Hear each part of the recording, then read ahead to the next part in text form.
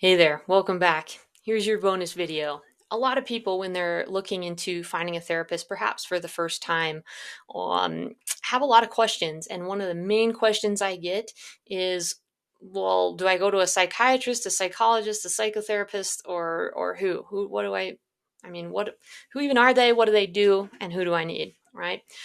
So I'd like to go over a handful of the basics of these different professions and the professional designations, their training history, what they have really been trained in and focus on in their graduate studies, and what they do.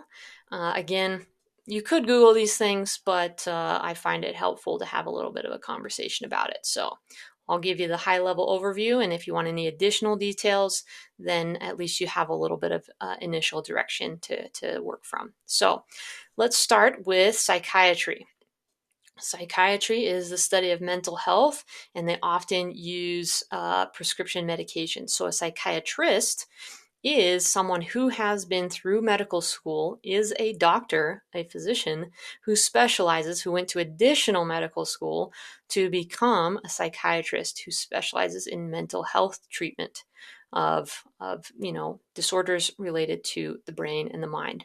So when you go to meet with a psychiatrist, what they'll typically do is start with about an hour, 45-minute, hour and a half, depends on the person, intake assessment, where they'll get background history, symptom presentation, things tried in the past, what goals do you have, what do you want to have happen instead, those types of things. And then they'll make a diagnosis based on their assessment and prescribe a medication to support you, hopefully, in feeling better and treating those symptoms. So that's what they do. They typically, after that first assessment, they'll want to meet with you in approximately a month. They want to give that medication time to get on board and see how it's going. Notice any side effects. They'll ask you to pay attention to its efficacy. Does it seem to work? Does it seem to help? Does it seem to have any negative side effects? Bring that information to your follow-up session with the psychiatrist, which, again, don't be surprised, but it might just be a 15-minute session. Okay? If people are looking for talk therapy and they go to see a psychiatrist hoping for talk therapy, they're going to be very disappointed. I've had multiple clients come in and express their disappointment that their psychiatrist was, just had them in and out too fast. It seemed impersonal and just insensitive or whatever. I don't think psychiatrists are trying to be insensitive, but they have a lot of people to meet with, and they can do what they need to do in a very quick manner. So 15 minutes is an average psychiatric visit after the initial assessment. So don't be surprised there. And what you do during that follow-up session is let them know, once again, any symptoms, better, worse, side effects, better, worse. Get specific, and they'll help you with the terminology. They'll help by asking questions and things like that. And then they'll extend possibly some fine tuning to the medication prescribed, increase the dosage, decrease the dosage, switch medications or whatnot, and then probably want to see you again in a month or so. So that's the basics of psychiatry and meeting with a psychiatrist. Next, we've got psychologists whose training is primarily in the field of mental health assessments, behavioral assessment, mental intelligence or intellectual disability assessments. They assess for autism and things like that. So they're really good at administering tests to gauge symptom presentation, severity, etc. And some of them will branch out and do individual talk therapy or other forms of therapy, whereas others may really choose to focus in on the assessment portion and administering those assessments for diagnostic support. So that's what psychologists do. They require a minimum of a master's degree and state licensure to practice. So then we go next to LPCs, licensed professional counselors, and my understanding of their training is that it's primarily focused on individual mental health support, addiction recovery, or rehabilitation counseling, and that's their specialty, their forte, but again, they can branch out. There's quite a bit of overlap among many of these professions that can be therapists, but also can do other things. So just giving you the quick and dirty versions. Next, we've got marriage and family therapists. That's my licensure type and my educational background. Again, a master's degree is required as a minimum to practice as a therapist, and state requirements.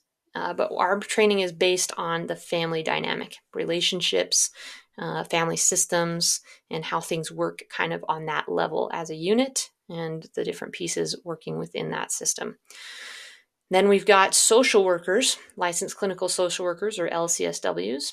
They are social workers, and their main training is in things like the higher societal planes, such as communities, finding resources, welfare services, housing support, access to community resources at large. And so, I mean, social workers can do a broad variety of things from adoption to welfare. So they help with a lot of things, but again, some of them do choose to pursue the track or the path to do individual or family therapy as well, with a couple additional courses that they have to take and add to their training.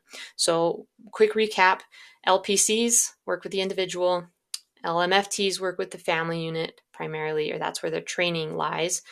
And then CSWs or LCSWs, clinical social workers, work on the larger spectrum.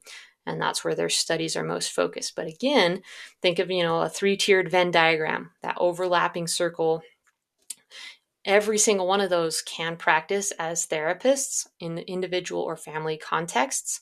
It's just, where did the bulk of their training lie in graduate school? So a couple of those differences and similarities. Also, among many of these, you will have the intern or associate level, which means that they are just past having graduated from graduate school with their training complete as far as their academic side. And then they're on track or in the process of meeting state requirements through accruing hours under supervision. Basically, they need to be tutored, trained, monitored, supervised by a licensed professional in order to continue their training and transition from the academic side to the practical side of administering therapy. So they are still qualified and competent individuals. And if you want to think of it a certain way, you can think that, you get 2 therapists for the price of 1, because you got the student, the intern, the associate rather, and the supervisor. So if need be, you can ask them to double check with their supervisor on certain things, and I'm sure they'd be happy to learn as they go. But still give them a chance. If they seem to be the best fit for what you're looking for, then they certainly are a viable option. And sometimes their fees are a little bit lower, just because they're still pre-licensed. So those are a handful of the designations as far as license type, training background, education. One more thing is baseline is a master's degree, but then above that, you can have clinicians or practitioners who have gotten their PhD. And they have done additional work in a specific area. They've done a dissertation, they've done research, they've written papers, they've had possibly 1 to 2 more years of schooling beyond a master's degree. So if you want the highly, highly educated, really, really specialized PhD, that's what you're going to find. So with those things in mind, I wish you the best of luck in your search for the therapist that is the right fit for you at this time. And I'll see you in the next one. Take care.